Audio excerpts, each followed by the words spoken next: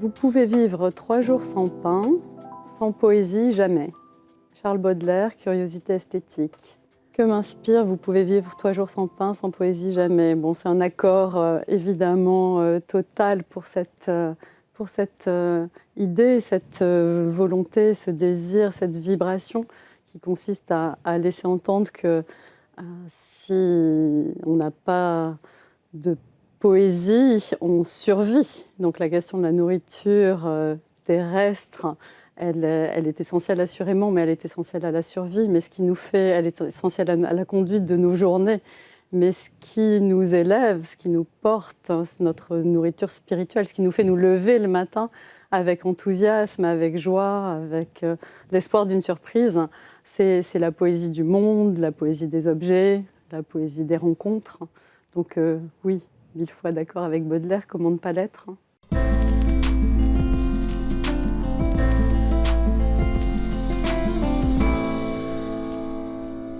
Bénédicte Gady, bonjour. Bonjour Guillaume. Merci d'être venue jusqu'au Figaro. Vous n'êtes pas très loin parce que vous êtes au musée des Arts Décoratifs qui est rue de Rivoli, tout près du Louvre à Paris, et que vous dirigez depuis bientôt 4 mois.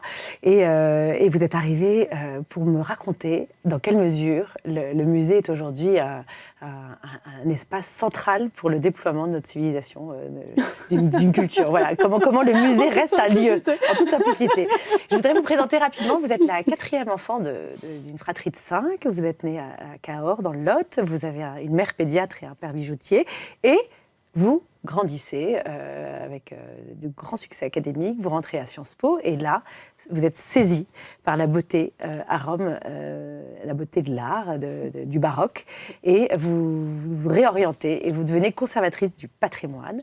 Et vous donnez votre vie, en fait, à la beauté des choses. Vous devenez spécialiste du peintre Charles Lebrun, le premier peintre de Louis XIV. Et vous faites une thèse sur ce sujet. Et vous êtes passé au Louvre une petite dizaine d'années. Et aujourd'hui, au Musée des Arts Décoratifs, c'est votre premier poste de directrice. Et donc, vous dirigez ce musée-là, qui est rue de Rivoli, et puis le musée Nissim de Camando, qui est aussi sous cette bannière du Grand Musée des Arts Décoratifs.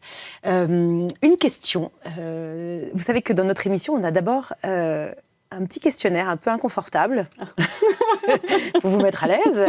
Et donc, j'ai besoin d'avoir votre perception, Bénédicte Gady, quand vous vous êtes retrouvée pour la première fois devant une sensation d'assiège. Vous étiez assiégée par la beauté d'un lieu. Est-ce que vous pouvez décrire cette sensation qui a finalement permis que vous vous convertissiez à la beauté ? Alors, c'est pas un moment, c'est 2 fois. Il y a une forme de graduation. La première fois, vous l'avez dit en introduction, c'est vraiment la découverte de Rome à 20 ans, qui est en même temps la découverte de l'Italie, venant d'une ville médiévale du sud-ouest de la France. J'avais une familiarité à la beauté, hein, l'architecture médiévale est tout à fait extraordinaire, mais je n'avais pas de connaissance de rapport physique, immédiat, personnel, avec l'architecture baroque, la peinture baroque, la sculpture baroque, ce tout baroque que l'on décrit, enfin qui a été conçu, pensé, théorisé comme un moteur d'émotion et de surprise. Et la découverte de Rome a été, pour la première fois quand j'étais à Sciences Po, comme vous l'avez dit, un choc complet. Et ça a été une surprise, un bouleversement qui m'a fait penser qu'il fallait que je fasse de l'histoire de l'art pour comprendre. Mais en fait, venant d'une famille de la petite bourgeoisie, l'histoire de l'art pour moi n'était pas une option, en fait. C'était juste un complément pour comprendre. Et donc j'ai fait ça parallèlement à des études de droit après Sciences Po. Et là, nous sommes retournés à Rome avec le professeur d'université qui nous faisait cours sur Caravage. Et une semaine à Rome à étudier Caravage, à faire des rencontres amicales qui sont toujours des liens très forts. Donc je pense que c'est tout ce cumul d'émotions, d'excitation, de découverte, la force de Caravage, la puissance émotionnelle que dégage Caravage, qui s'est cristallisé dans un lieu, comme vous dites, qui n'est pas caravagesque, c'est même concurrent, qui est la Galerie Farnèse des Carraches, sur laquelle d'ailleurs il y a en ce moment une très belle exposition au Louvre que je vous recommande. Et donc dans la Galerie Farnèse, tout d'un coup, ce sentiment de saisissement, de dépossession aussi, en quelque sorte. Je pense que c'est lié en grande partie aux dimensions du lieu, parce que dans la galerie, c'est une toute petite galerie, ça n'a rien à voir avec les galeries de Charles Lebrun. Vous êtes presque en contact avec la voûte. Vous avez des Iñudi qui vous regardent, vous suivez toute l'histoire de la mythologie, mais il y a ce rapport physique à la peinture, ce rapport physique à l'illusion picturale, qui fait que tout d'un coup, vous faites partie d'un tout et comment dire, vous voulez le maintenir, vous voulez le saisir, vous voulez en faire quelque chose, vous voulez le dire, et le cumul d'émotions, cette impossibilité d'appropriation, c'est difficile à Même de rentrer. manier. De manier, de se dire que notre époque est aussi, peut aussi apporter tant de beauté. Je pense que comme pour moi c'était très nouveau tout ça. Je pense qu'il y a l'effet de surprise qui fait l'effet de surprise, l'effet de superposition d'émotions. Et comment ça s'est exprimé dans d'un votre coup, corps? Ça s'est exprimé par, alors là pour le coup vraiment une dépossession. Tout d'un coup les larmes qui viennent en abondance et qui vous font comprendre que voilà, il y a quelque chose qui... votre corps parle pour vous, même si vous pensez que... Est-ce que vous diriez que c'est votre âme qui s'est réveillée ce jour-là? Je sais pas. Moi, j'ai le sentiment dans ma vie que très souvent, il y a des barrières qu'on se pose, des choix qu'on n'ose pas faire, qu'on ne sait même pas verbaliser. Et tout d'un coup, le corps vous dit c'est là qu'il faut aller, ou stop, ça n'est pas possible. Ou, vous voyez, c'est comme si le langage du corps pouvait expliquer quelque chose à votre intellect. Et voilà, là, la puissance était... mais je pense qu'on l'a tous, et on le ressent tous à des degrés moindres. Vous savez, quand vous êtes en train d'écouter un opéra ou que vous êtes surpris par une peinture ou par un objet, simplement, par une coquille d'œuf, et tout d'un coup, vous sentez ce petit picotement. Vous savez, je pense qu'on a tous vécu ça, ce picotement qui commence au niveau du nez, puis qui commence à monter aux yeux, et une larme qui coule. Devant tant de beauté, devant tant de beauté. Un objet parfait, par exemple. Je ne sais pas si c'est de l'ordre de la perfection. Alors, je un ne l'aurais objet pas dit comme qui ça. s'échappe, qui devant vous est insaisissable, en fait. Oui, pour moi, il y a quelque chose qui est de l'ordre de la vibration, qui est de l'ordre, oui, d'une communication non verbale, qui passe par la vibration d'une voix, le passage. Je pense que la dernière fois que j'ai senti ça à l'opéra, c'était Lisette Oropesa qui chantait Traditore dans Alcina, et tout d'un coup, le passage du silence complet, tout d'un coup, à cette plainte, voilà, c'est quelque chose qui provoque une vibration. C'est très difficile à analyser. Là, je pense qu'il faudrait plutôt... Mais vous pleurez encore, Bénédicte Gadi, devant la beauté? Oui, très régulièrement. Donc c'est des régulièrement. larmes de joie. L'adverbe est absurde. C'est tout sauf régulier, très irrégulièrement. Très, oui. Mais c'est de l'ordre du saisissement. C'est ça qui est merveilleux. C'est que ça peut être un moment où vous ne vous y attendez pas. Et comment... je pleure devant la beauté, je pleure devant toutes les expressions de gratitude aussi. Voilà, quelque chose de cette dilatation. Et est-ce que vous pourriez imaginer quelque chose qui empêche cet accès à la beauté, à l'émerveillement dont vous témoignez? Est-ce que, par exemple, trop d'intelligence, trop d'érudition, trop de poids, trop de responsabilité, diriger un musée à Paris, par exemple, ça pourrait entraver cette capacité que vous avez à écouter cette vibration? C'est une bonne question. Alors, moi, je pense que rien n'empêche cette ouverture au monde, cette ouverture à la poésie dont parlait Baudelaire. Ce qui peut l'empêcher, c'est à un moment donné, assurément. Il faut une disponibilité. Et assurément, d'ailleurs, de nombreuses personnes font le choix, tout à fait passionnées par l'histoire de l'art ou par la littérature, de ne pas en faire leur métier pour garder cette pureté d'approche, cette gratuité dans le rapport à l'art. Ça, moi, je comprends tout à fait. Je pense que les responsabilités, l'érudition, la mission, tout ça peut vous couper à un moment donné. Un moment où vous devez assumer cette charge, mais c'est qu'un moment. C'est temporaire. Et c'est temporaire, et c'est 1 heure dans la journée, mais ça ne vous rend que plus disponible l'heure suivante à la contemplation, à l'émotion, à la surprise, à la rencontre. Et là, on se parle comme si on était encore dans les années 90.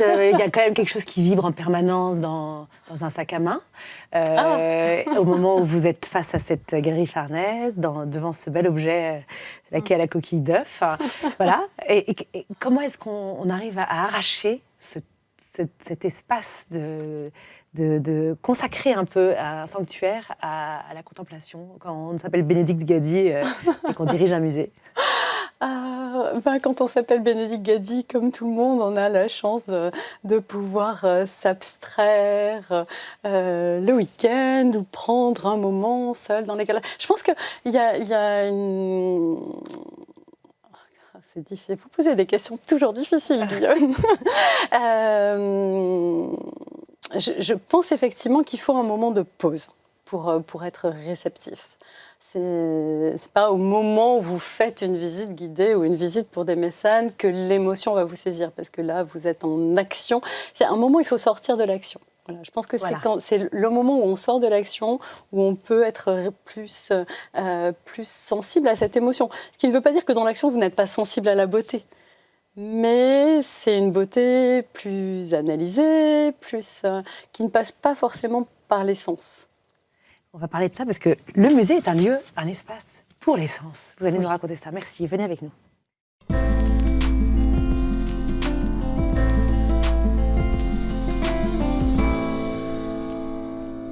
Bénédicte Gady, vous êtes directrice du MAD, du Musée des Arts Décoratifs. MAD comme fou, ça vous... Oui, on ne le dit pas trop. On dit le Musée des Arts Déco, le Musée des Arts Décoratifs. Alors, c'est un musée qui a la spécificité d'avoir été créé en 1905 par aussi des mécènes, des grands industriels. Avant ça même. Depuis 1905, on est dans le Palais du Louvre. Enfin, je dis on comme si j'y étais, mais... Et vous y étiez, vous ne le savez pas, votre ombre flottait déjà. Mais en réalité, le musée a été créé sous le Second Empire. C'était d'ailleurs pas seulement un musée, c'était un musée, une bibliothèque, des concours, des expositions, des conférences gratuites.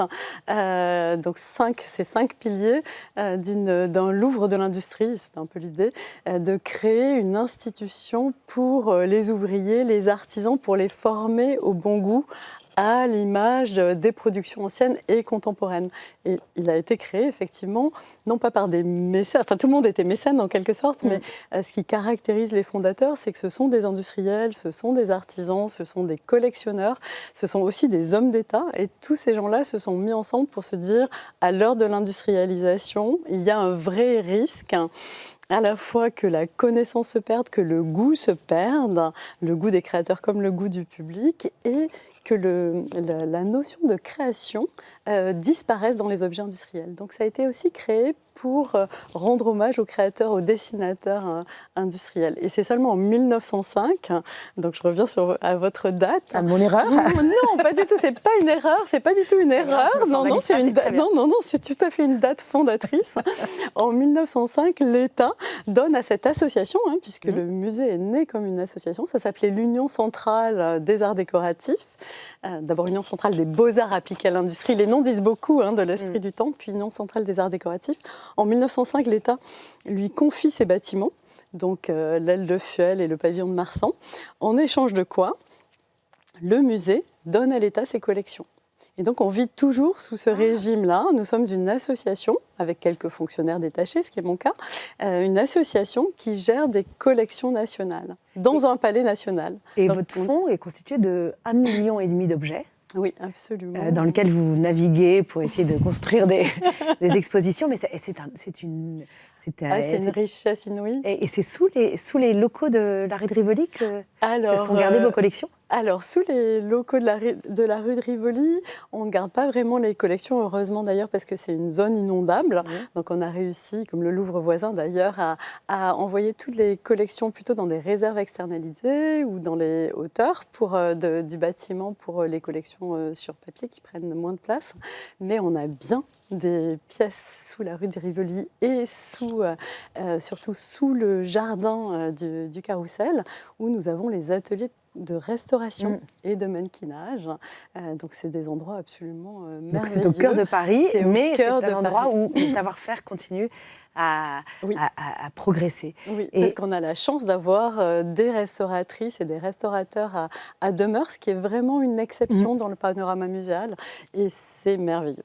C'est vraiment ce qu'il y a de... Et justement, moi, ma question, qui vient tout de suite, c'est comment aujourd'hui on attire des publics dans un musée physiquement, alors qu'ils ont probablement accès à des visites virtuelles tout à fait élaborées et assez, qui peuvent enchanter aussi l'esprit. Qu'est-ce qui fait que physiquement, le rapport du visiteur avec l'objet peut se jouer comme ça dans vos expositions, Bénédicte Gadi?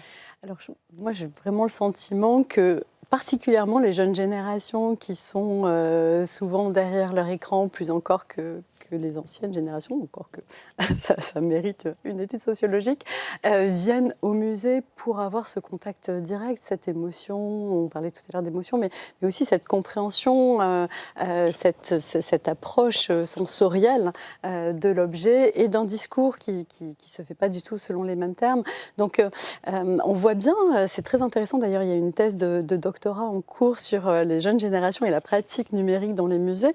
En fait, ils ne sont pas du tout les plus demandeurs parce que justement, ceux qui viennent chercher au musée, c'est un rapport, c'est un choc, c'est d'être absorbé par une la vision. Baignoire de Madame Lanvin, de s'imaginer dans ce salon-là qu'on voit représenté ici, mais en fait de physiquement ou de découvrir. Oui, il y a une question d'espace en fait, hein, il y a une question de matérialité.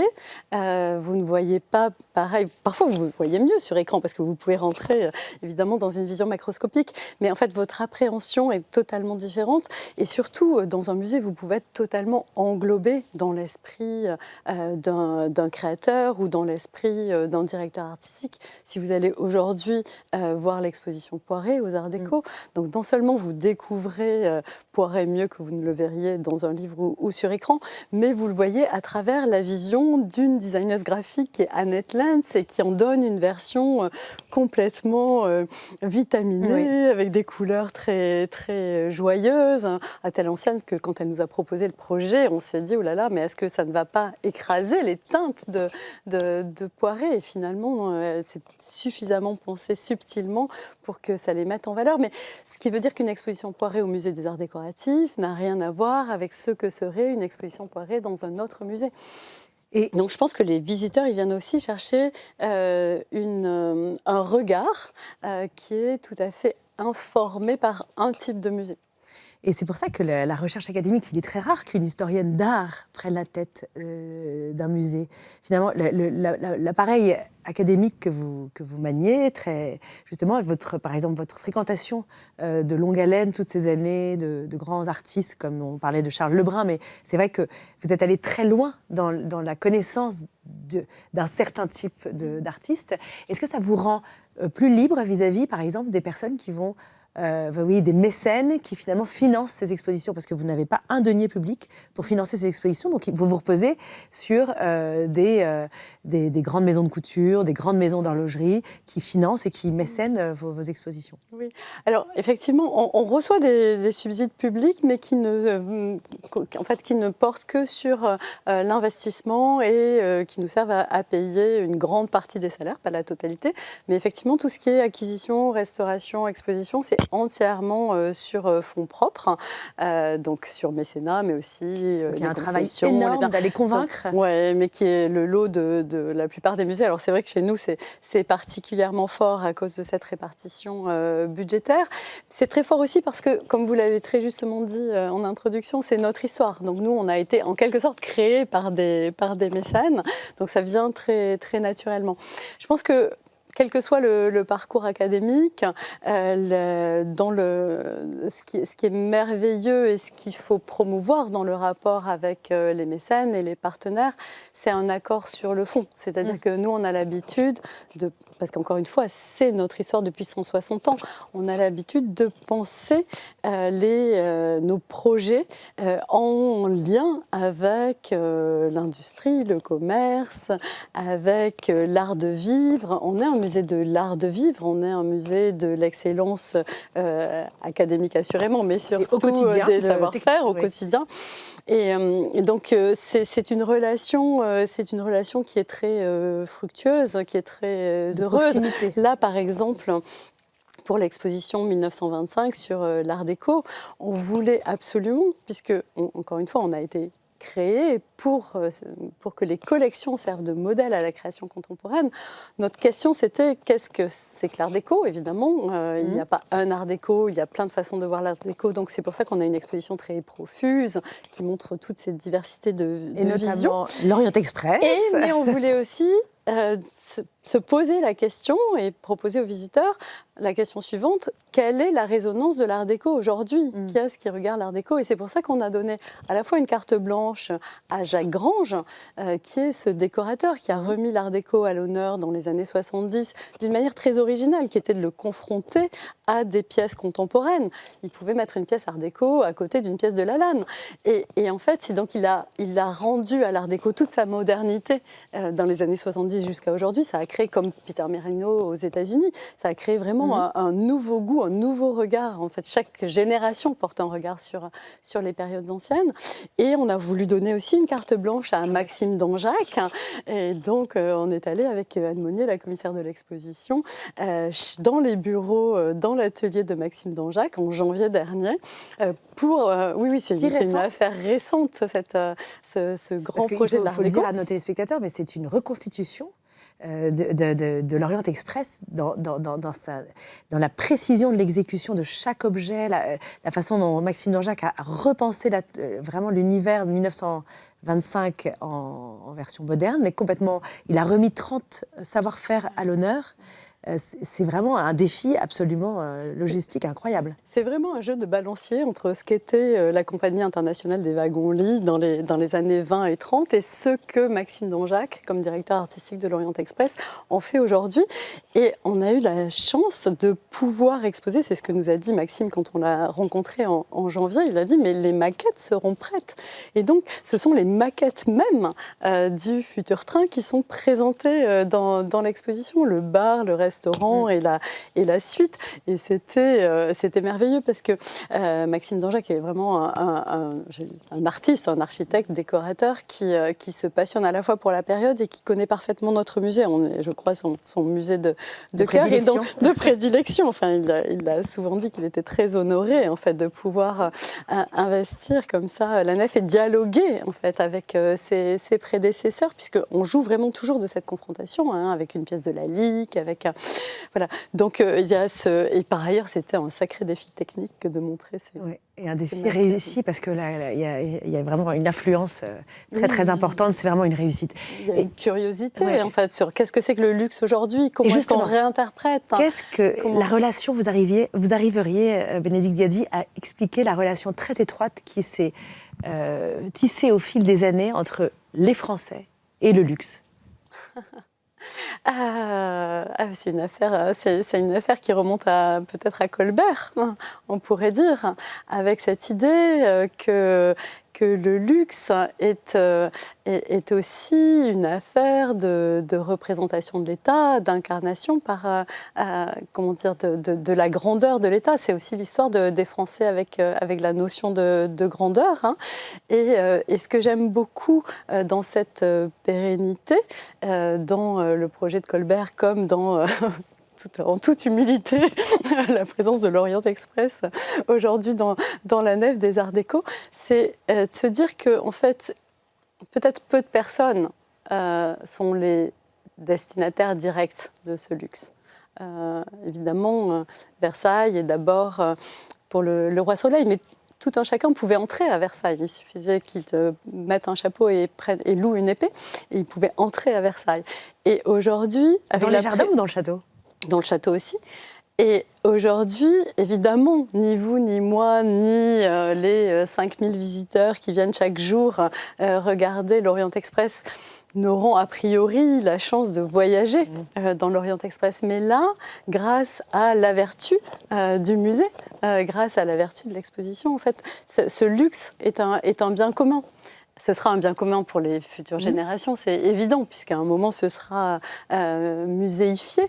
Mais dès aujourd'hui, en fait, on peut tous profiter, savourer, être surpris par cette beauté du luxe. Donc pour vous, c'est vraiment la mission d'un musée, c'est vraiment démocratiser la beauté, ou en tout cas l'excellence. Oui, l'excellence. Alors au musée des arts décoratifs, c'est à la fois, l'excellence et c'est aussi, le quotidien. En cela, on est vraiment très différent d'un musée beaux-arts. C'est-à-dire que notre ambition, c'est vraiment de montrer, aussi, les usages Mmh. à travers des choses très simples. Quand on avait fait l'exposition, par exemple, sur la naissance des grands magasins, Mmh. essentiellement à partir des collections, du musée, vous aviez, aussi bien, des affiches publicitaires que des petits jouets qui étaient donnés aux enfants pour fidéliser les mamans au bon marché ou ailleurs. Et ce qui nous intéresse, c'est de montrer ces manières de vivre, hein, cette manière d'être au monde, à la fois dans notre histoire ancienne. On va faire là une exposition sur la manière de vivre à Paris au XVIIIe siècle. Donc c'est une journée au XVIIIe siècle. Et pour ça, vous avez acquis des objets? On a acquis quelques objets. Donnez-moi l'exemple d'un objet complètement singulier que vous avez acquis. Plein d'objets singuliers, à commencer par quelque chose dont vous n'avez pas idée, qui est une encoignure bidet. Donc ce meuble qu'on met à l'angle d'une pièce et qui pouvait servir à la fois de secrétaire, de bidet, donc du multi-usage dès le XVIIIe siècle, ou tout récemment, pour vous montrer que ça peut être des choses qui ne sont pas coûteuses, on vient d'acquérir un chauffe-bain avec ses 2 cheminées latérales et ces petits couvercles qui servaient en fait à maintenir ou à réchauffer le bain, puisqu'évidemment on n'avait pas ni l'eau courante ni l'eau chaude. Et donc, et ça vous a coûté cher, ça?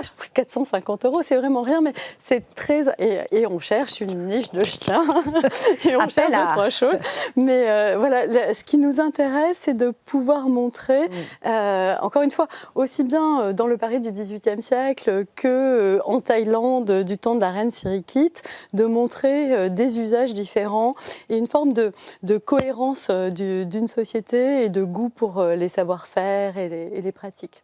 Et pour vous, la transformation progressive du musée en un lieu, un espace où on a l'impression parfois que ça reprend les codes des parcs d'attractions, le côté ludique pour attirer les jeunes publics, vous pensez que c'est un cul-de-sac intellectuel? C'est-à-dire que c'est une fausse bonne idée?